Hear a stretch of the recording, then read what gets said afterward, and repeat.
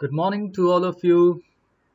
I, Sunil Kumar, PGT Accountancy in Cambridge International School, Dasuya.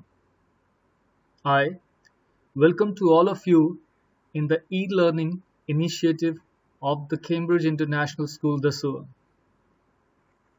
Hope you all are enjoying the e-learning program. Today, we are going to do another topic of a company, that is merits and limitations of a company. But before getting into this topic, let's recapitulate what we had done in our previous class.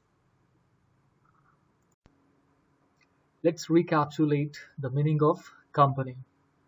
A company is an association of persons formed for carrying out business activities and has a legal independent of its members. It means company is independent from its members. A company is an artificial person having a separate legal entity, perpetual succession, and a common seal. In other words, we can say that a company is a different person as it is a person in the eyes of law. Perpetual succession means its working is not affected by any member's action.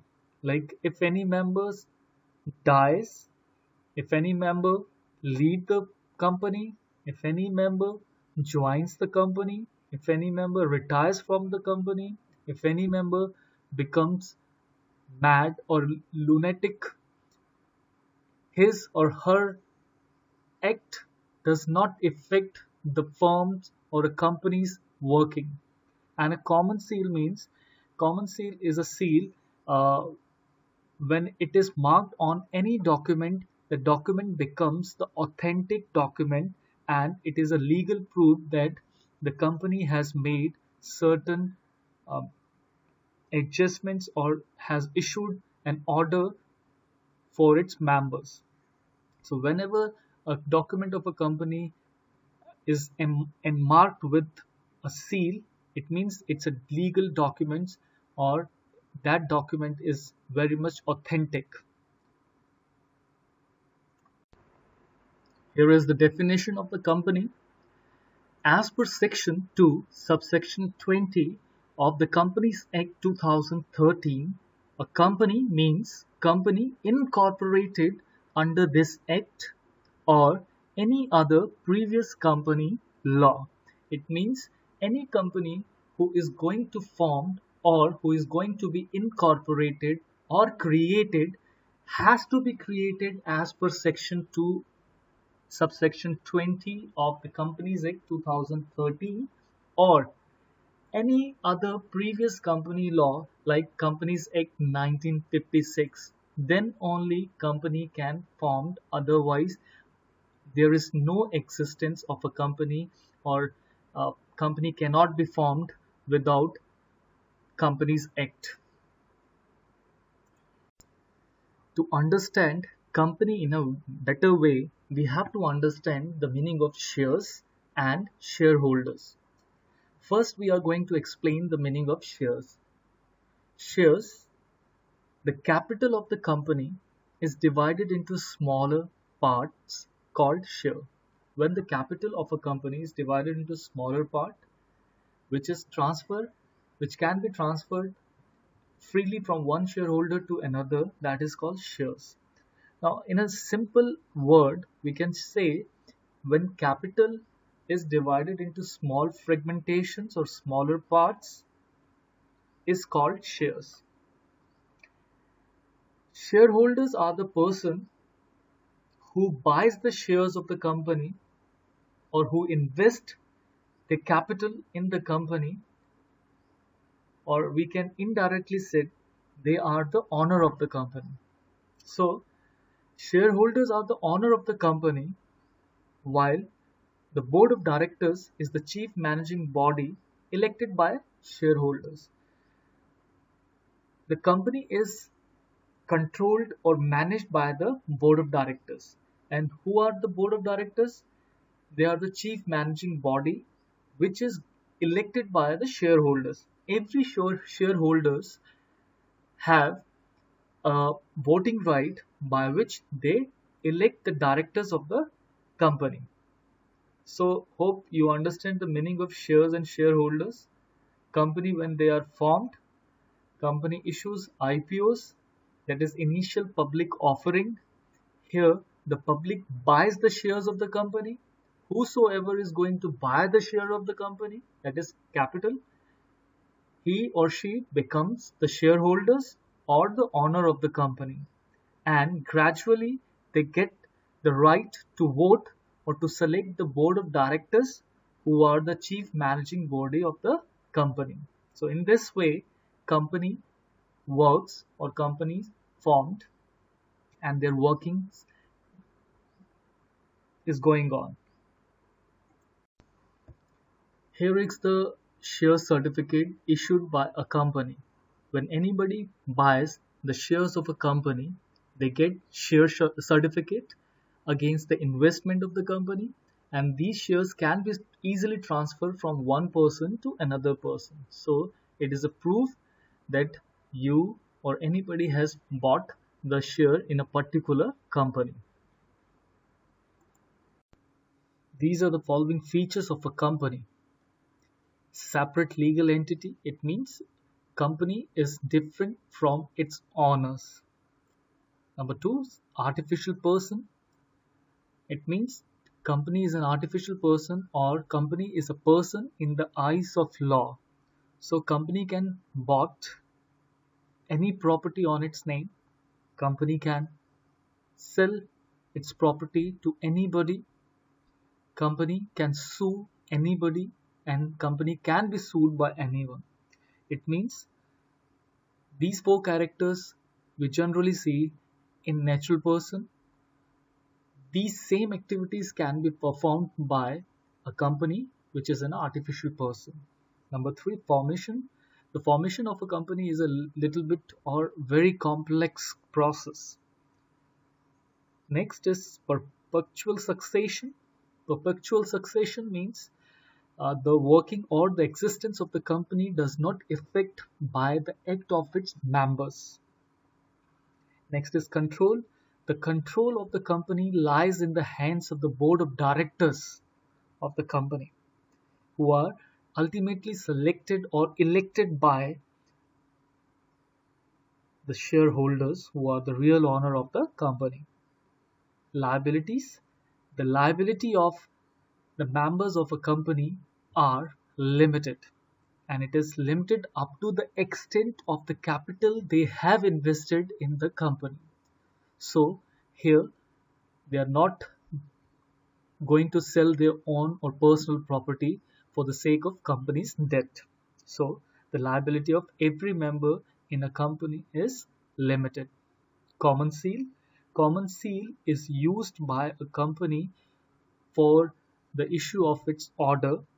Then only the order with the signature of the signatory authority is proved or is taken as authentic document. Risk bearing. The risk bearing factors of a company, that every member of the company bears a limited risk as up to the amount of the capital investment. Today we are going to do the merits and limitation of a company. First, we will cover all the merits of a company. Number one is limited liability.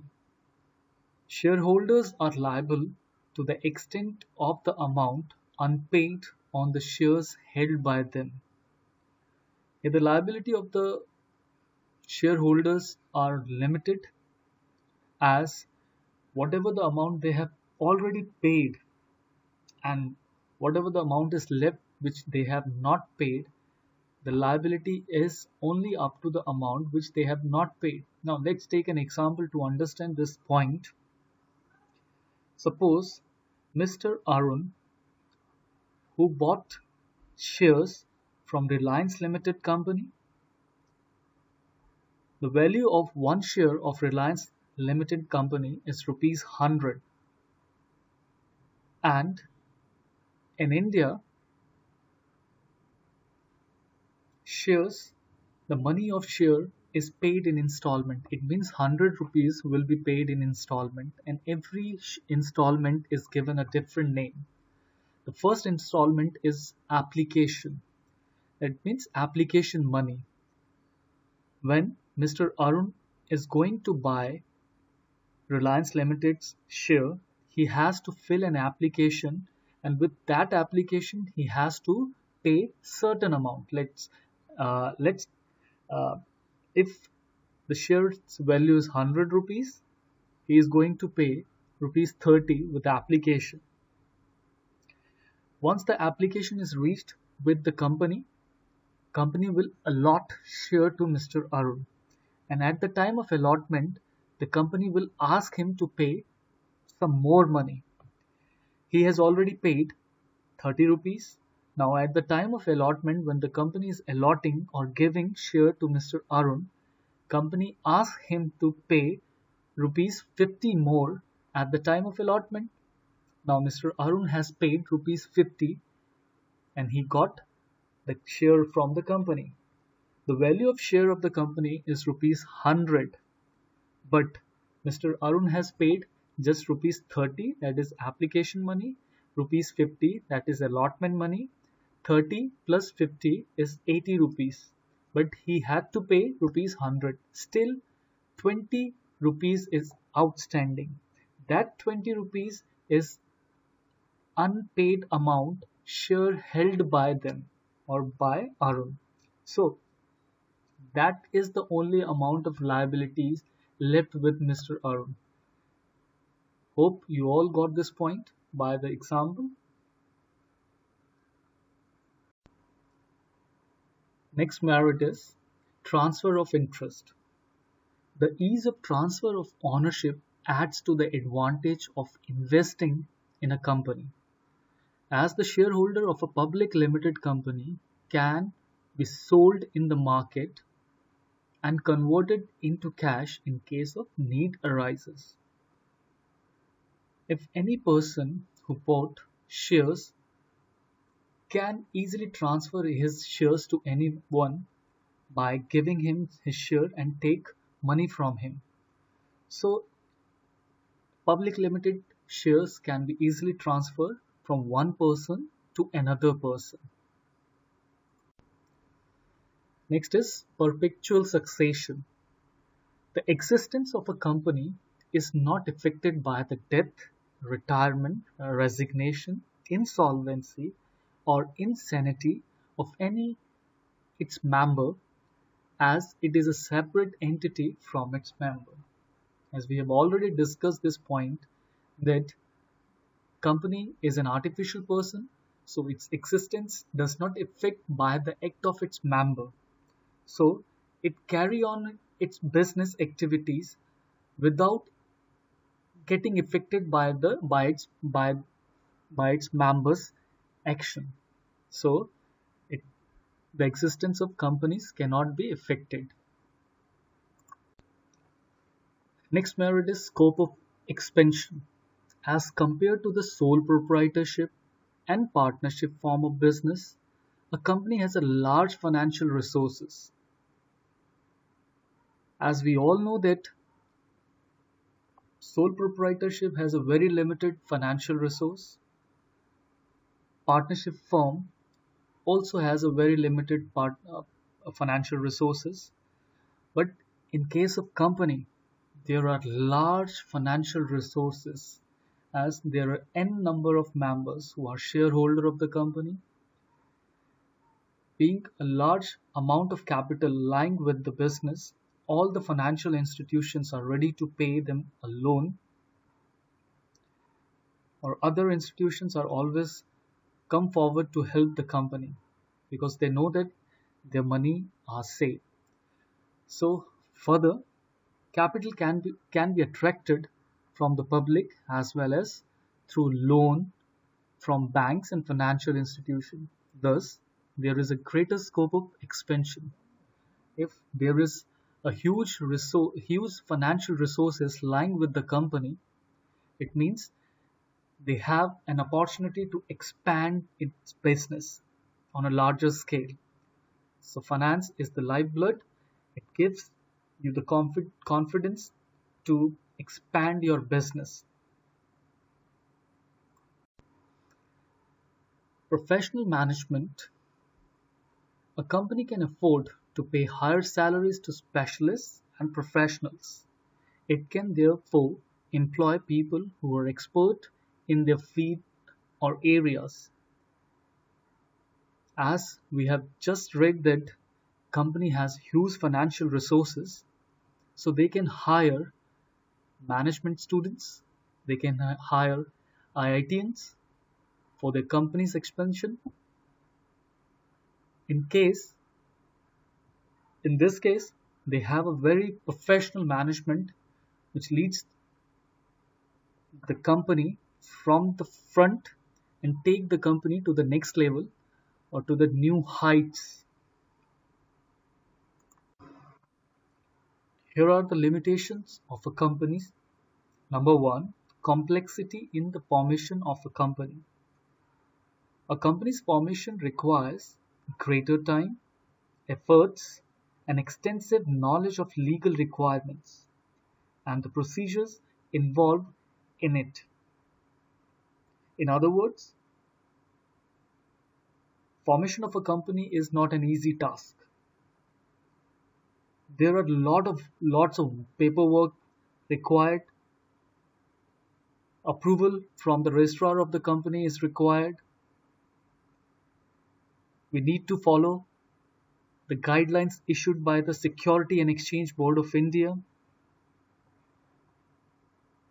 Company needs to have, or company should have, legal knowledge of Companies Act 2013 and 1956. So we can say that there is lots work required to do in the formation of a company. So it's a complex task to form a company. Next limitation is lack of secrecy. The Companies Act requires each public company to provide from time to time a lot of information to the Office of Registrar of Companies. Such informations available to the general public also through internet, magazines, newspapers, radios, etc. Therefore, it is very difficult to maintain secrecy in public limited companies.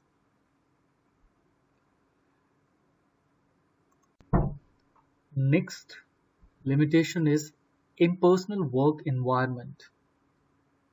Separation of ownership and management leads to the situation in which there is lack of efforts as well as personal involvement on the part of the officers of a company.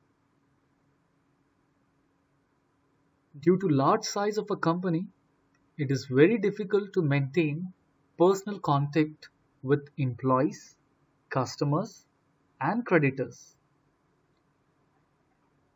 A public limited company, as the shareholders are spread all over the country, and the management, which are hired one, they do not give their 100% in the business as they are hired persons. They can be fired at any point of time. Owner of the business are the shareholders who actually do not take part in the management or in the working of the company. So there is always a lack of personal touch with the employees, customers, and creditors in public limited companies.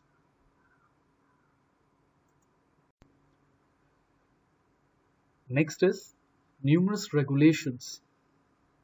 A company is burdened with numerous restrictions in respect of auditing, which is done by the CAG, Comptroller and Auditor General of India, voting, which is done by the shareholder of the companies, filing of reports, and preparation of documents, and is required to obtain various certificates from registrar and SEBI, that is Security and Exchange Board of India.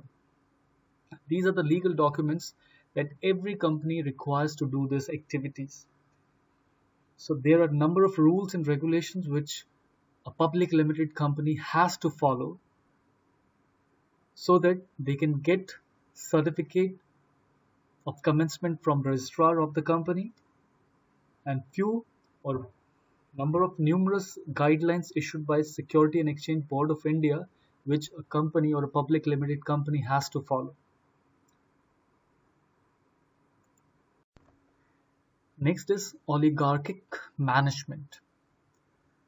A company is a democratic institution wherein board of directors are elected by shareholders who are the real owner of the company. Here, the board of directors enjoys freedom in exercising their power, which they sometimes use even contrary to the interest of the shareholders. Oligarchy means rule in the hands of few people. Now, in a public limited company or a company, board of directors is elected by shareholders, and the board of directors are the persons who actually controls the business of the company, and they are forming policies, they are doing everything for the business. These are board of directors, but the real owner of the company is a shareholder who are spreaded all over the country, even they are spreaded all over the globe. So they are not in a position to take part in the management of the company. Shareholders are not able or not in a position to take part in the management of the company. That is why they have the selected board of directors. Now, all the power lies in the hand of board of directors. In this situation, they even sometimes they go against the interest of the shareholders. So this is the big demerit or the limitation of a company, which is uh, against the benefit of the shareholders. This is all for the day. Thank you for listening it very patiently. Hope you enjoy e-learning program of the school. So we are wrapping up here our today's lecture. Stay safe, stay healthy, and stay at home.